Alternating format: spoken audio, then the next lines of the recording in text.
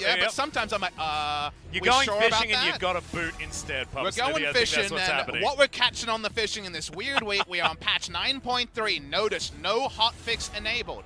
If you're joining us when it comes to the VODs. Speaking of the live, Urgot, the one kind of meta champion that avoided any attention on patch 9.3, the first ban coming out from Hanwha Live Esports. Yep, Lucian going to be the follow-up as well, so even after all the crit changes, Lucian's still pretty damn strong, and Sangyun and Ruler wanting to get on maybe a little bit more scaling here. Both of them have been erring on that side, but the Ezreal certainly fits both, with the 2-item power spike as well as the ridiculous late game damage, so I like that ban. The general consensus among Korean AD carries is that Lucian is still the best bot lane AD carry, in spite of having really no change in at least early itemization, so lane priority. Still a big thing, of course, the turret plates is still all we talk about. Yep, Lucian Thresh, the Wifesteal bot lane is banned, and we're not seeing Frostmancy bans, we're seeing bot lane carry bans, and interesting to see Kai'Sa actually join the crew, purely because right now there's almost no agreement on what the zero-sum or best build is on Kai'Sa. It's no longer just go for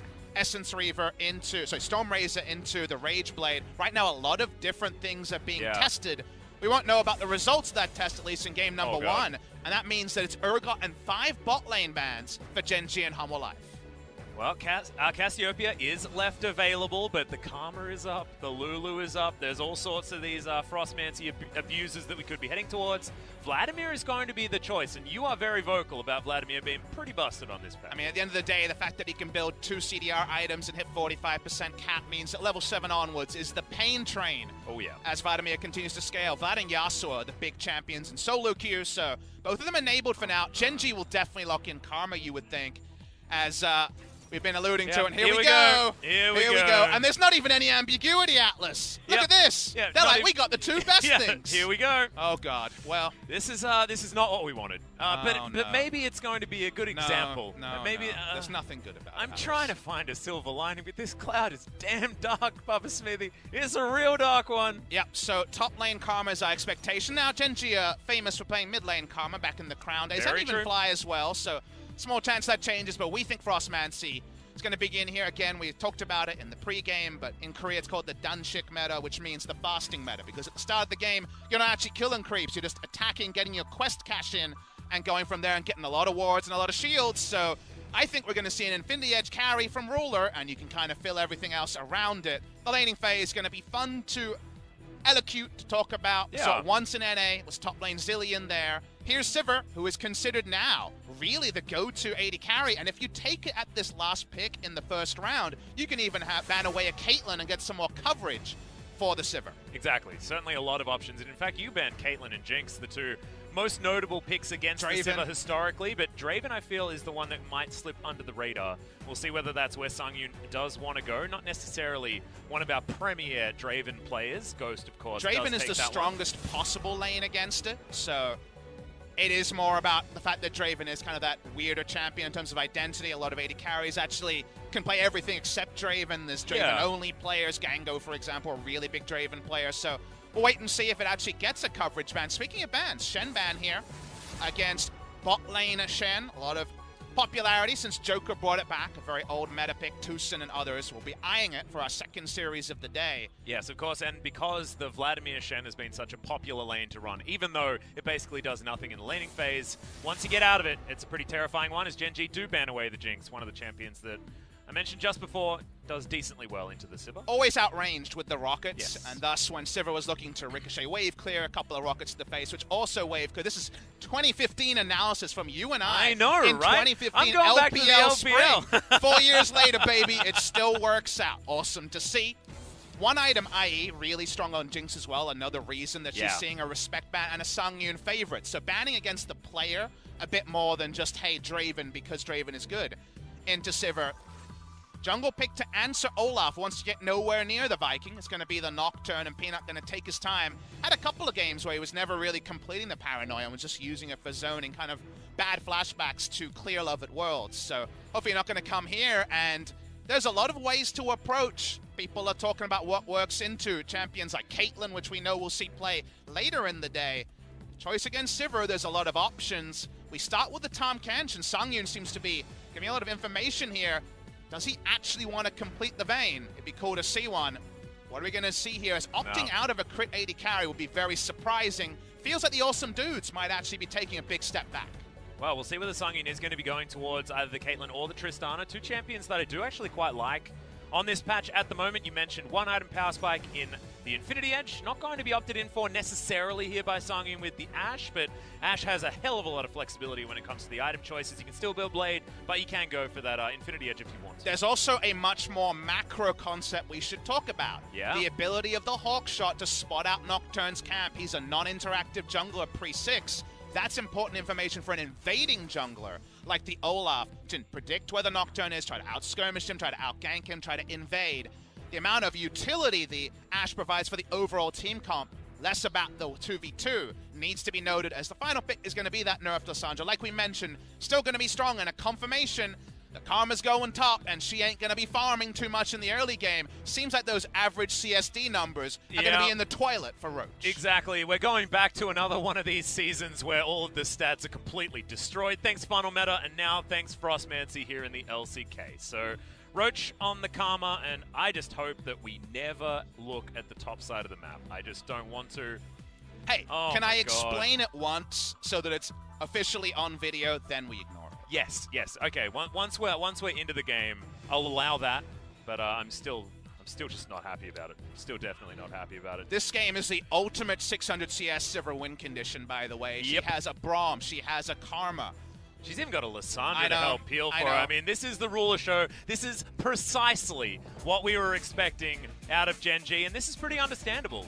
Out of Humble Life Esports as well, they do like their team fights, and they do like having that little bit of extra control, and Bono has been out overperforming on the Olaf especially so far this season. And how will Bono interact with a Karma who's going to have an interesting lane position, given that she's not going to be focusing on farming, she's going to be focusing on harassing.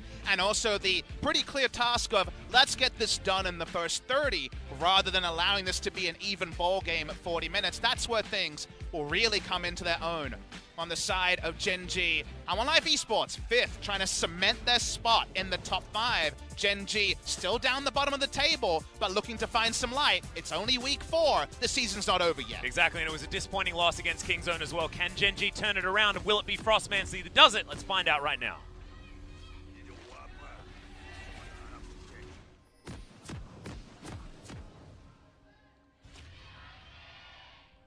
Gen G fans in full voice. I do love that Peanut has very much accepted the Frostmancy meta as well. He's gone the Frosty Nocturne skin.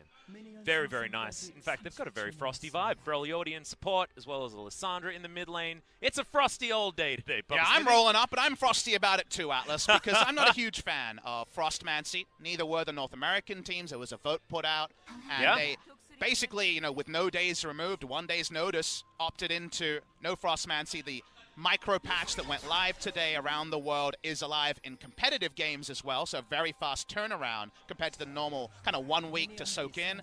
Because of a quirk of scheduling, there was 1.5 weeks prep for the LCK teams, and I imagine that's why, with 1.5 weeks worth of scrims, they are opting into not putting down the micro patch. Frostmancy is live, and basically what that means, don't bother trying to do this at home because that patch means it's no longer possible. But the basic thing is, the reason why it's called Frostmancy is you start with Spell Thieves, you upgrade it to the Frostfang, you focus purely on harassing in the laning phase to get Klepto procs, and also to play around where the minion wave is. You can push it up, you can also hold it back, but you don't get any actual farm until you cash in that quest, and then you have 2 forms of gold generation, and then even further, Atlas, you got a whole lot of wards that the enemy team doesn't have access to after that quest is cashed in. Yep, exactly right. And you can see Roach, he's just going to be inspiring himself, shield bashing Tal, and this is going to be the worst experience ever. I wish that we could more directly communicate with our observers, because I just don't want to look at this. I think that's an important teaching moment, though. I do understand that, but basically the findings have been that when you cash in that quest and focus on CSing, you actually still surpass, because Kleptomancy gets you that odd 300 to 500 gold. Yeah. In the laning phase as well, you hold down the enemy, and you can do a lot of interesting things. If you think back to the last time we talked about minion aggro, it'd be way back when single target spells like Pantheon Q and Kassadin Q were taking aggro. It meant that when you queued as Kassadin in the mid lane, the minions would turn on you and aggro on you, and you'd take some damage. that actually has a lot of interesting implications with where the lane is at, because in the top lane, you can do a lot of things like harass the enemy, the minions aggro onto you, you jump into a brush, as we actually see Bono invade onto Peanut, and from there, you can freeze the wave, you can push the wave, you can do a lot of interesting things. You know what Nocturne doesn't get to do? Get a blue buff, because we said it already, we want to see Bono invading to disrupt the overall gameplay in the early game. Should be Hanwha Live focused, and Bono agrees. Yeah, I actually really like it as well. Just leave that top lane to be an island. Roach is going to be frustrating with this strategy, but it looks like Hanwha Live, they get priority in the mid lane, and they open the door for Bono just to wander in and take all of Peanut's stuff. Certainly is going to be pretty damn good for Hanwha, and they need to find advantages elsewhere, because that top lane is not going to be a fun place for them. Peanut trying to take this wolf camp. This fly is sitting underneath his turret. Doesn't have a lot to do as the bubble is going to land. It arms as well. No mana, but Peanut not going to get jumped on here. Between turrets, level 3 for Bono. Doesn't want to die. And this is a forgotten thing, but on the BBQ Oliver's, Tempt was one of our sickest Zoe players, you'll remember. Oh, yeah. Had some great battle Zoe moments. Well, Tempt and Edge, you know, around those bottom teams in 2018, really put off some big Zoe performances. And Zoe, to me, is a champion no one's discussing, but with all the other incremental nerfs to Flex Assassins, kind of a removal of Akali, I feel like Zoe's in a really good spot right now to be blind picked into basically any matchup. LeBlanc's still a bit of a struggle, but I think we'll see a lot more Zoe this week, which I know gets some jeers from some people and some happiness from others. Yeah. One thing to note as well is that Tal did take the Ancient Coin. So he's trying a bit of the strat himself, but unfortunately no Klepto. So not going to be making as much bank as Roach, and Roach is the optimal Frostmancy champion here in Korea on the Karma. And it makes sense because obviously this only gives you gold based on minions you're missing, but it's against a champion who only is interested in holding you down. So at least there's some pickups for the Vladimir to find some gold, and teams would have expected Frostmancy, especially from Gen G, just given the fact that Ruler has been their reliable win condition and that Roach and Cuvée had both been playing in solo queue. So I think everyone will have different ideas. You can also just go Jace and try to punish by going for pure laning strength into Frostmancy. You can consider 5-minute lane swaps to try to shut it down, because yes, still there is going to be the turret reinforcements issue that stops you from lane swapping at level 1. So there's many different ways to play around it, and I imagine we'll see evolving strategies over the course of this week. Yeah, and the one thing that I want to find out as well is exactly what sort of numbers you need to get to in order to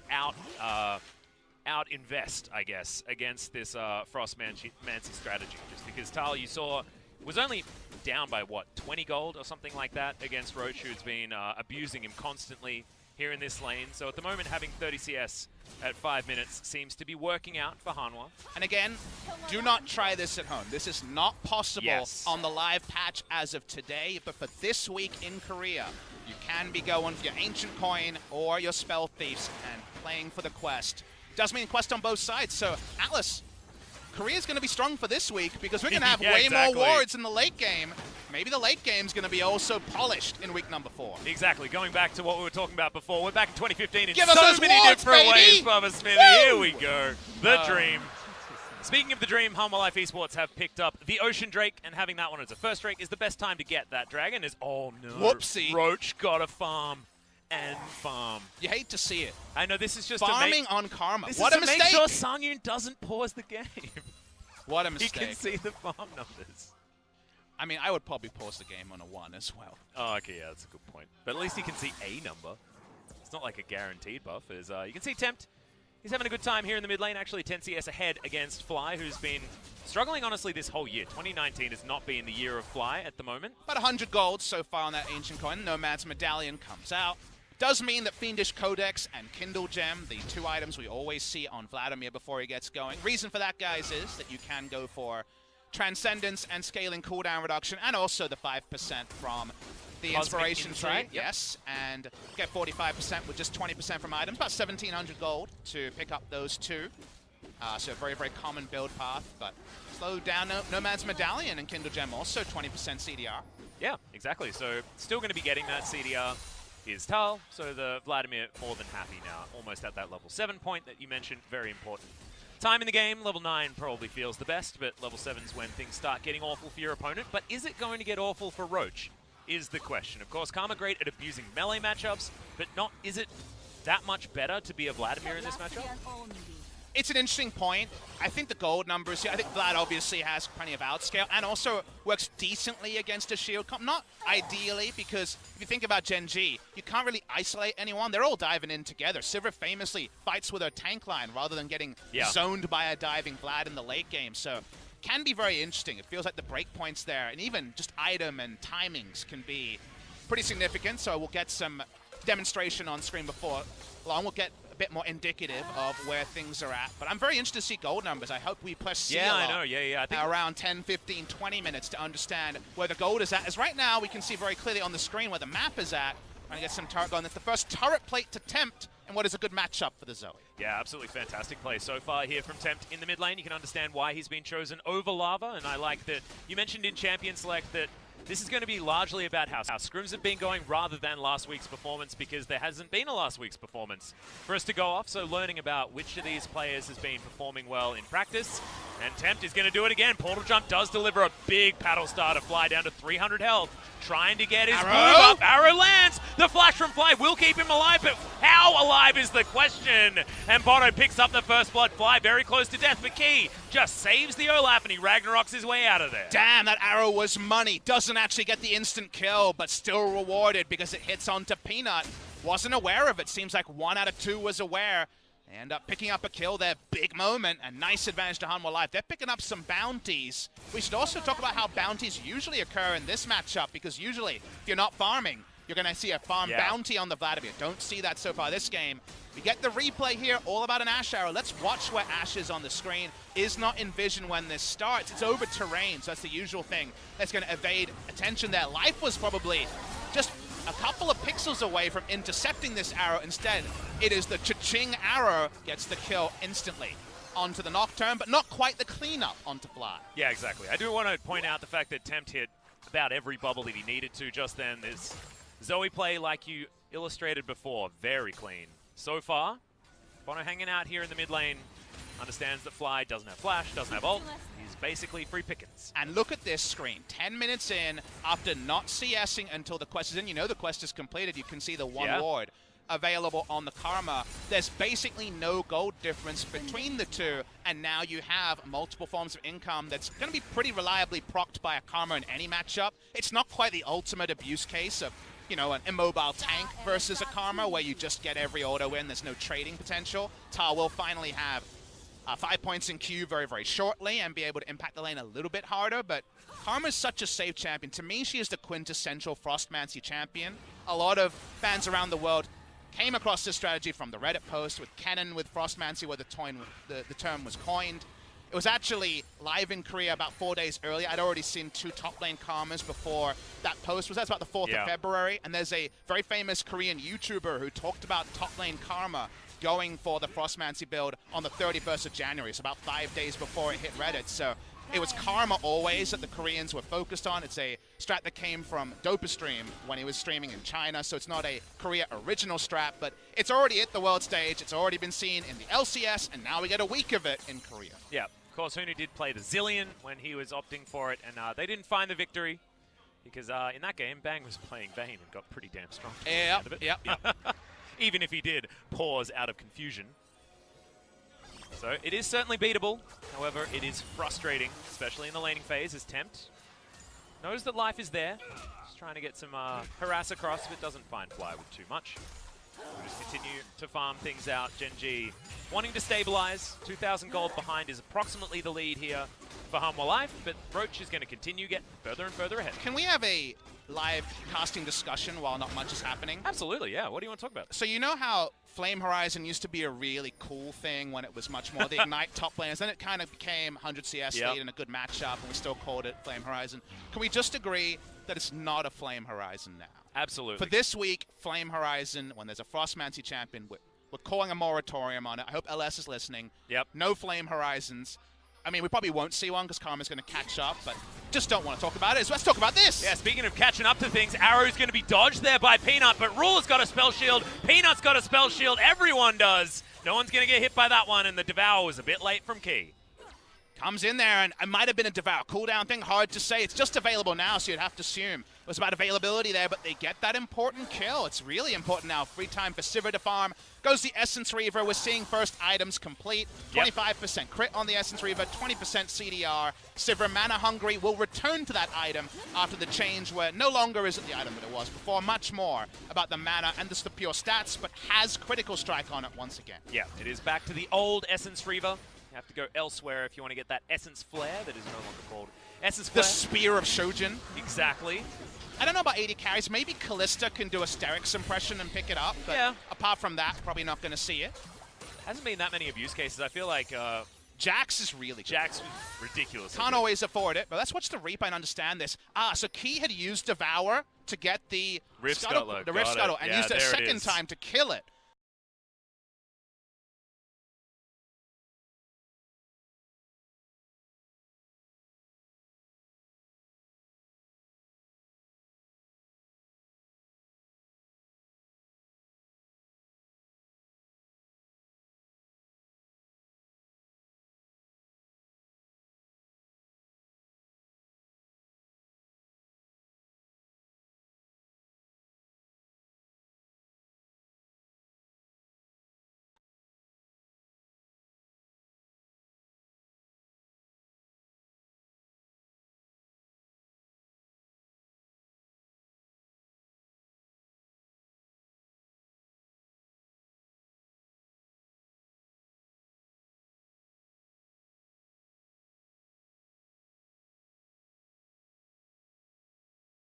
Several late game, Sivir is just the God champion, but is up there, right? When it comes to late